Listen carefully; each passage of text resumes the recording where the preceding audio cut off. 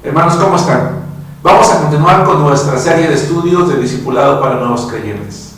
Hemos llegado al módulo 5, tema 3, que se llama El fruto y los dones del Espíritu Santo. Soy el pastor Germán Álvarez Martínez, pastor de la Iglesia Bautista Misionera en Arenal, en la Ciudad de México.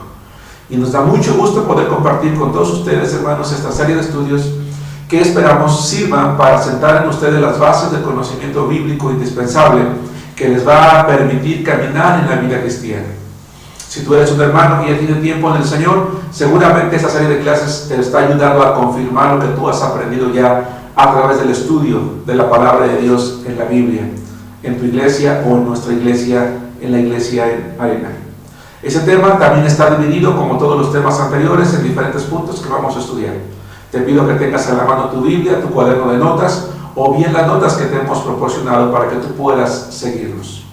Dice así el punto número 1, el fruto. Vamos a ver dos cosas. El tema de hoy se llama el fruto y los dones del Espíritu Santo. Y primero que nada, punto número 1, vamos a hablar acerca del fruto. Déjame decirte, hermano, que para estas alturas de nuestros estudios, tú ya sabes que el Espíritu Santo tiene una obra muy importante en nuestra vida. Y esa obra es que nos ha regenerado, nos ha sellado y nos ha bautizado.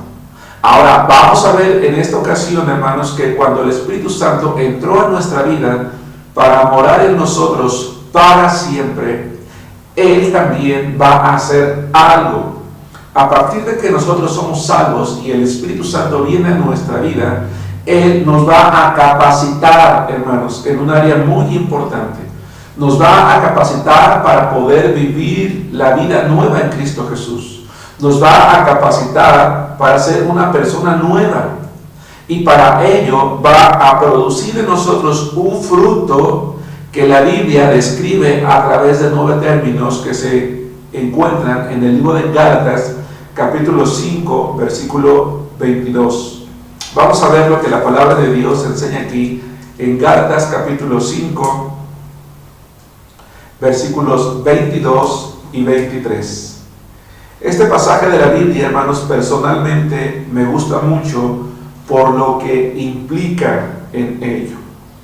Vamos a ver, mientras tú encuentras el libro de Gálatas, capítulo 5, versículo 22, que cuando Cristo entró en tu vida, hermano, su Espíritu Santo va a iniciar en ti un proceso de sanidad interior. No solamente te va a llevar por el camino de santidad, sino que va a empezar en ti un proceso de sanidad interior, dándote la capacidad de desarrollar sentimientos y emociones de una manera tal que tú y yo seamos una persona diferente. Un gran número de seres humanos en el mundo hemos sido afectados quizás en nuestras emociones porque hemos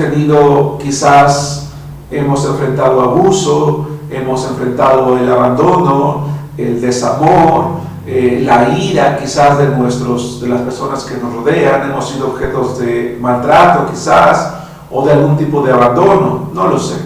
Y eso hace que muchas veces seamos, no todos, pero un buen número de personas, quizás seres humanos duros, insensibles, indiferentes, incapaces de dar o de recibir amor, etc.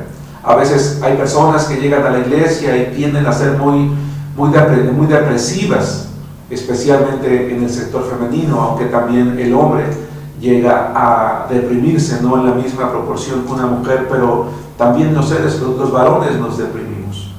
Por eso es que lo que vamos a ver hoy, que el fruto del Espíritu Santo en nuestra vida es dado por Dios con el propósito de sanar en nuestro interior, para que nuestras emociones estén equilibradas, estén ordenadas, estén sanadas, y entonces estemos nosotros preparados para vivir esa vida cristiana que Dios quiere, esa vida abundante, esa vida de bendición que el Señor tiene. No significa que en algún momento de nuestra vida nuestras emociones no van a desestabilizarse, porque definitivamente siempre son influenciadas por las situaciones que vivimos a nuestro alrededor. Pero si nosotros tenemos la sanidad interior de Cristo Jesús, aquello que ocurre en algún momento de nuestra vida cristiana no van a desestabilizarnos de tal manera que caigamos, sino que ahora vamos a tener la fortaleza en Cristo Jesús para ponernos de pie de manera inmediata y para poder continuar en nuestro andar cristiano. Muy bien. Dice la palabra de Dios en Gálatas capítulo 5, versículos 22 y 23 de la siguiente manera. Dice: mas el fruto del Espíritu, el Espíritu Santo, dice, es amor, gozo, paz, paciencia, benignidad, bondad, fe, mansedumbre, templanza. Y después añade: contra tales cosas no hay ley. Vamos a ver de manera muy breve cada una de estas 9 cualidades que ahora Dios coloca en nosotros como parte del fruto de su Espíritu Santo. Amor. Es un amor sin excepción. Es un amor excepcional incluso para aquellas personas que en el pasado han sido nuestros enemigos o nos han causado algún daño. Gozo. Gozo en medio de las adversidades y de las pruebas. Paz al saber que Cristo está siempre con nosotros y que Él nos da la fortaleza para ir adelante en la vida cotidiana. Paciencia. Paciencia en medio de situaciones difíciles que se prolongan en el tiempo o se multiplican. Porque como vimos en el tema de las pruebas, hay ocasiones en que tenemos una prueba y oramos a Dios que esa prueba termine, pero de manera contraria viene otra, y después otra y otra. Y no solamente eso, sino que se extienden a través del tiempo. Bueno, la paciencia es el resultado de esperar por largo tiempo que Dios en su gracia nos haga salir adelante en las situaciones difíciles. Benignidad, es decir, un mejor comportamiento, una inclinación a hacer lo bueno. Ya aquello que a Dios le desagradaba, que es el pecado, poco a poco va a quedar atrás, e incluso ahora vamos a tener la inclinación de ayudar a las demás personas. Bondad, el deseo de ayudar a los demás. Estamos preocupados por un hermano que tiene una necesidad, vemos una persona indigente en la calle, le acercamos un alimento, vemos una persona un anciano, un niño que está en necesidad, una viuda, un huérfano, y queremos apoyarle. Fe, una fuerte confianza en Dios. No es esa fe salvadora que tuvimos para creer en Cristo, es una fe que crece y que nos hace seguir adelante en el camino de Dios sin retroceder jamás. Mansedumbre. Mansedumbre es el sometimiento a la voluntad de Dios y un control de nuestras propias fuerzas para no dañar a nadie aunque lo merezca.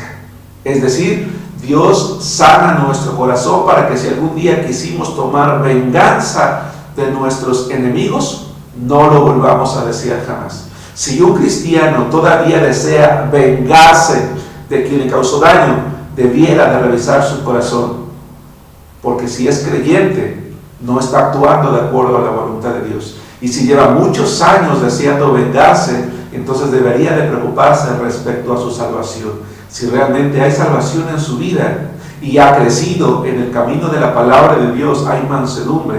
Y la mansedumbre es controlar tus fuerzas, es desear nunca, o más bien es no desear nunca dañar a alguien, aunque lo merezca.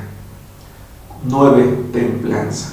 Templanza es el dominio de nuestra voluntad sobre los instintos y los placeres. Antes comíamos demasiado, bebíamos demasiado, y teníamos una serie de situaciones, y de eso podría yo mencionar muchas cosas. Pensamos que no podíamos controlarnos. Hay personas que dicen: es que no puedo dejar de beber, no puedo dejar de fumar, no puedo dejar de comer, no puedo dejar de apostar, no puedo dejar de, qué sé yo, alguna otra cosa que buscas por placer. Bueno, si Cristo está en ti, debiera de haber templanza, es decir, un dominio propio de tu voluntad, un enseñoreamiento de tu voluntad para abandonar precisamente todo aquello que Dios todo aquello que Dios quiere que tú hagas y que sin embargo tú sigues haciendo en contra de su voluntad. Repito, es controlar, es dejar de hacer aquello que Dios no quiere que hagas para que tú y yo hagamos lo que Él quiere. Dios hace en nosotros desde el momento de la salvación, una obra maravillosa, sanando nuestro interior, dándonos las capacidades y cualidades necesarias para que nosotros vayamos hacia adelante en un camino de rectitud, de santidad, de sanidad, de estabilidad emocional.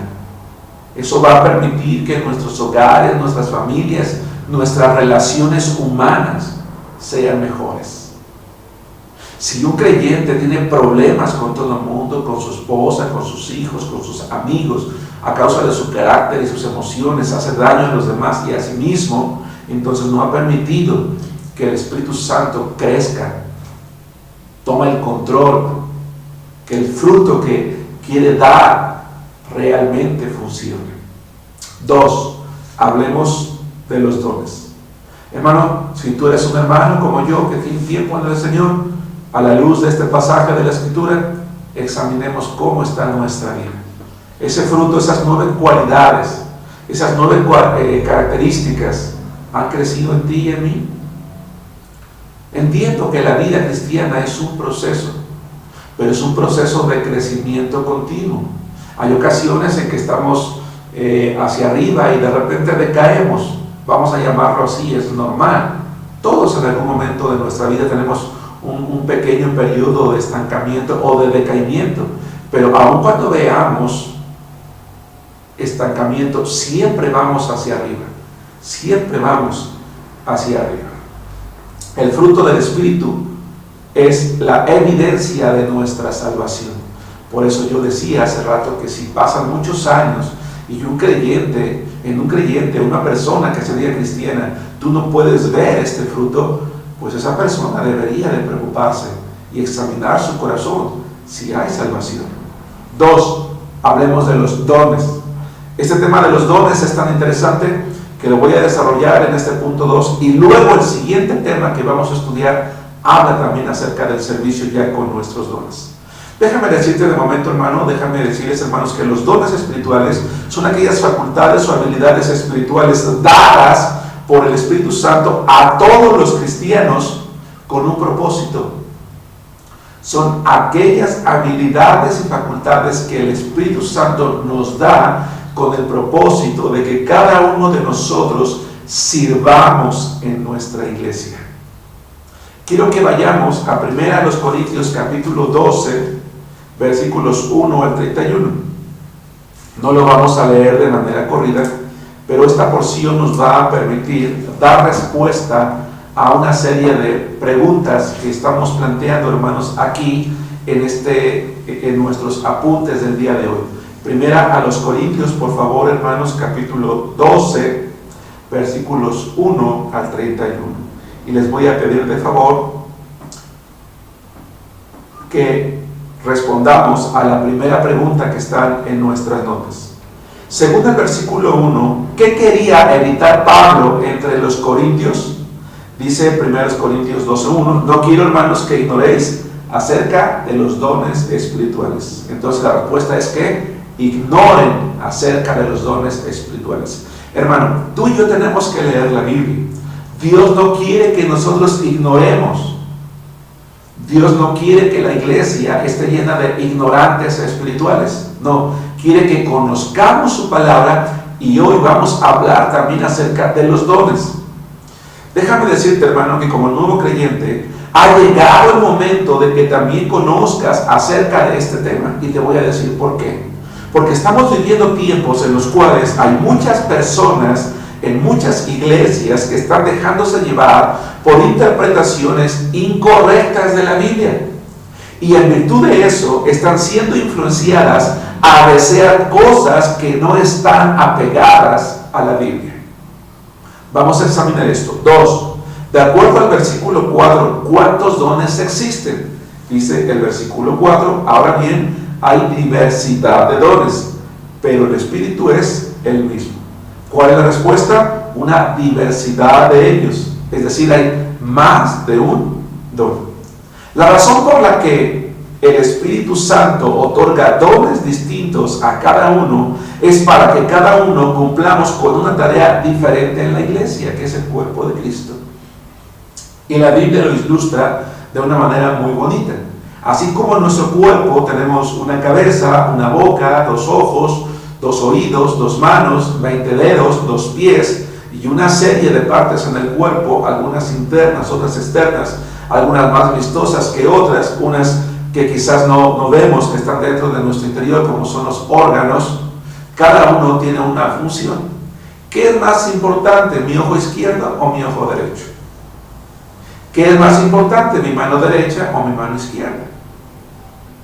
Si nos damos cuenta, ambas cosas están cumpliendo una función, y yo no desearía perder ninguna de estas partes porque cumple una función. Los dones espirituales son aquellas facultades o habilidades que Dios da a todos los miembros de la iglesia, pero a cada uno le va a dar una facultad o un don, o algunas facultades o algunos dones distintos, para que en complemento y en el uso de cada uno, entonces la iglesia pueda funcionar perfectamente. De tal forma que si tú y yo fuimos llevados a una iglesia, fue con el propósito de cumplir una función. Y si nosotros no cumplimos esa función, entonces esa iglesia va a ser imperfecta, porque tú y yo no estamos cumpliendo con esa función. Por eso, hermano, si tú no te congregas en la iglesia, estás cometiendo una gran falta. Estás dejando a tu iglesia minusválida. Es como si no tuviera una mano, un ojo, un pie, un dedo, el cabello. Tú eres importante para Dios, y entonces eres importante para tu iglesia. Y sin ti tu iglesia está incompleta y siempre va a ser imperfecta. Por eso es que tenemos que asistir a la iglesia y tenemos que poner en marcha, en práctica nuestros dones. Si tú no sabes cuáles son esos dones, lo vamos a ver más adelante. Involúcrate en las actividades de la iglesia, y con el tiempo el Señor te va a mostrar cuáles son los dones y habilidades que tú tienes. Pero el 100% de la iglesia debe estar funcionando. Porque yo te pregunto, hermano, ¿qué parte de tu cuerpo no usas? Cuando sales a la calle, ¿dejas un pie? Cuando vas a leer un libro, ¿cierras un ojo? Cuando vas a pensar, ¿te deshaces de tu cerebro? Sería ilógico que tú hicieras eso. La pregunta es, si tú no estás sirviendo en nada en tu iglesia, ¿por qué haces eso? Estás faltando a Dios. No estás cumpliendo con tu propósito, y entonces Dios te va a pedir cuentas a ti, porque no usaste los dones que Dios te dio. Si tú lees la Biblia, hermano, te vas a dar cuenta de algo. Si quieres, poner una pausa al video y léete toda la porción que acabo de mencionar, o que estamos considerando ahorita, de 1 Corintios capítulo 12, versículos 1 al 31. Es más, te invito a que lo hagas en este momento. Pon una pausa y lee toda esta porción. Muy bien. ¿Te diste cuenta que Pablo equipara a la iglesia con un cuerpo humano? Nosotros somos parte importante de ese cuerpo, independientemente de cuántos dones hemos recibido. Nunca, hermano, te sientas más, nunca te sientas menos que otro hermano, porque nuestra función es valorada por Dios, aunque a ti no te parezca muy visible. Quiero que sepas algo, hermano. La Biblia nos enseña algo, que el don de lenguas no consiste en hablar algo extraño. El don de lenguas en la Biblia consistía en hablar un idioma conocido, pero sin haberlo estudiado. Y ocurría para poder predicar el evangelio a quien hablaba otra lengua y poder predicarle en su propio idioma. También que cuando Pablo vivía la escritura no estaba completa. Eso es algo que nos enseña la Biblia. Pero dice que cuando esta, es decir, la escritura, a quien llama lo perfecto, se terminara de escribir, se podría tener un conocimiento más completo del Señor. ¿Por qué decimos esto? Bueno, en la época de Pablo existían algunos dones muy llamativos, pero acerca de ellos el apóstol Pablo nos enseña algo en 1 Corintios capítulo 13, versículos 8 al 10. Vamos un poquito más adelante. El amor nunca deja de ser, pero las profecías se acabarán y cesarán las lenguas, y la ciencia acabará, porque en parte conocemos y en parte profetizamos. mas cuando venga lo perfecto, entonces lo que es en parte acabará. Vamos a responder dos preguntas. Uno, según el versículo 8, ¿qué pasará con los dones que aquí se mencionan? Dice la Biblia, se acabarán. Hoy las iglesias pentecostales, neopentecostales o carismáticas dicen que hay un resurgimiento de los dones espirituales y por eso en sus iglesias hay profetas, hay quienes tienen visiones, sueños, revelaciones o dicen hablar en lenguas con base en una interpretación errónea del libro de Joel capítulo 2. Pero lo que la Biblia enseña es que no hay un resurgimiento de los dones espirituales. La Biblia, el Nuevo Testamento, se escribió en griego. Y cuando Pablo dice se acabarán, es un término griego que significa cesar permanentemente para no volver. Cuando Joel habla de unos dones, eso va a ocurrir en un tiempo que es aplicable al pueblo de Israel, pero no a nosotros.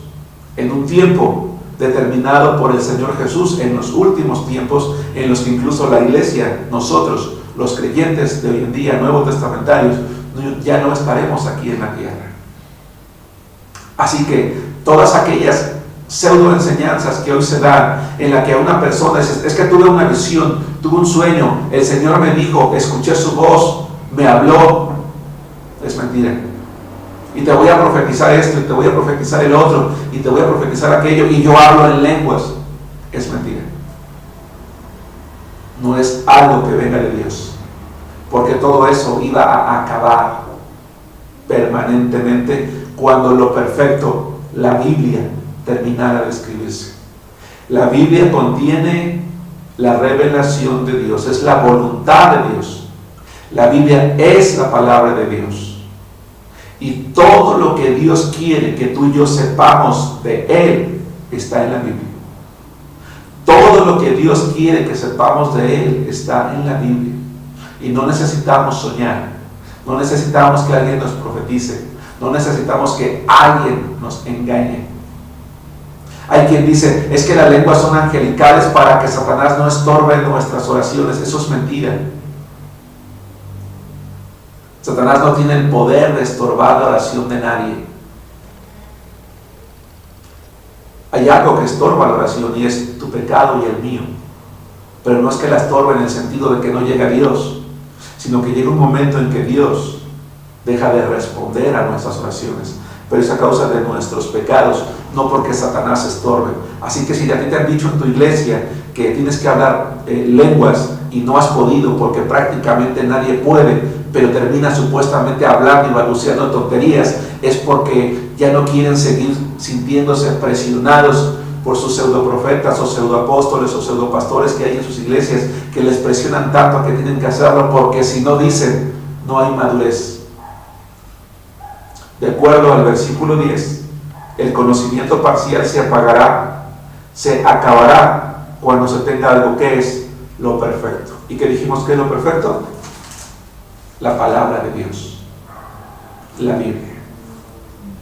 A pesar de que la Biblia terminó de escribirse, aquellos dones que servían para demostrar el poder de Dios al evangelizar al mundo, tales como profetizar, es decir, algo que aún no estaba en la Biblia, sanar, hacer milagros o hablar en otros idiomas, dejaron de existir, pues la Escritura tendría la suficiente evidencia de quién es Cristo. Hoy en día el don de sanidad tampoco existe. Lamentablemente hoy hay predicadores que llenan estadios, llenan lugares completos con supuestos saneamientos y haciendo campañas de sanidad. Jesucristo nunca hizo una campaña de sanidad. Él predicaba, arrepiéntese y conviértanse porque el reino de los cielos se ha acercado. Y tampoco sanó a toda la gente de su tiempo. Lo que sí hizo es que sanó a muchos y los sanó en el instante, en el momento. No como hoy supuestos sanadores que no son capaces de sanar y dicen, es que tú no tuviste fe, y le echan la culpa a las personas. El don de sanidad no existe. Y sin embargo, Dios puede sanar personas. Dios todavía hoy hace milagros. Nosotros creemos en los milagros y creemos que Dios, no una persona, es la que sana. Porque si una persona en nuestra iglesia está enferma, la iglesia ora, y si es la voluntad de Dios sanarla, la va a sanar de cualquier cosa, de cualquier enfermedad, porque para Dios no hay nada imposible. Pero yo no tengo ese don, ni nadie en nuestra iglesia tiene ese don. Y si alguien te dice que tiene el don de parte de Dios, está mintiendo, porque esos dones, de acuerdo a la Biblia, van a terminar, van a acabar. Existen predicadores de iglesias que enseñan que aún tienen dones espectaculares y así manipulan a las congregaciones. Hermano, y por fe dale al Señor 5,000 pesos, por fe dale tus anillos, por fe dale tu chequera, por fe dale tu dinero, por fe dale tu cartera. O hermanos, quien tiene una petición delante de Dios y echa tus ofrendas aquí para poder orar por ti. Y llega un hermano pobre que echa 50 pesos. ¿En eso valoras tu petición?, le dicen algunos. No, vete. 1,000 pesos, 2,000 pesos, 5,000 pesos. ¿Crees que Dios te va a responder por eso? Y únicamente están haciendo un espectáculo, manipular, pero engañan a quienes les creen porque no es bíblico lo que afirman. Y cuando algo falla, culpan a la gente de no tener fe para sanar, recibir un milagro o hablar en lenguas, pero nunca van a reconocer que en realidad no tienen tal poder y que este ya no es dado a nadie. Dios usará, hermano, tus habilidades naturales también para perfeccionarlos y para hacer de ti un instrumento útil en la iglesia. Incluso hay algo bien interesante, hermanos. Según su voluntad, te dará otras nuevas habilidades. Pero siempre esas habilidades, esas cualidades, esas capacidades que Dios te dé, esos dones, serán para que tú puedas cumplir con el propósito para el cual estás allí o aquí en nuestra iglesia. Primera a los Corintios capítulo 14 versículo 12 dice lo siguiente. Primera a los Corintios capítulo 14 versículo 12 dice: así también vosotros, pues que anheláis dones espirituales, procurad abundar en ellos para la edificación de la iglesia. Si Dios te ha dado el don de la música, toca, alaba al Señor. El don de la predicación, predica al Señor. De la oración, el de servir, el de dar, el de aconsejar, el de exhortar, hazlo.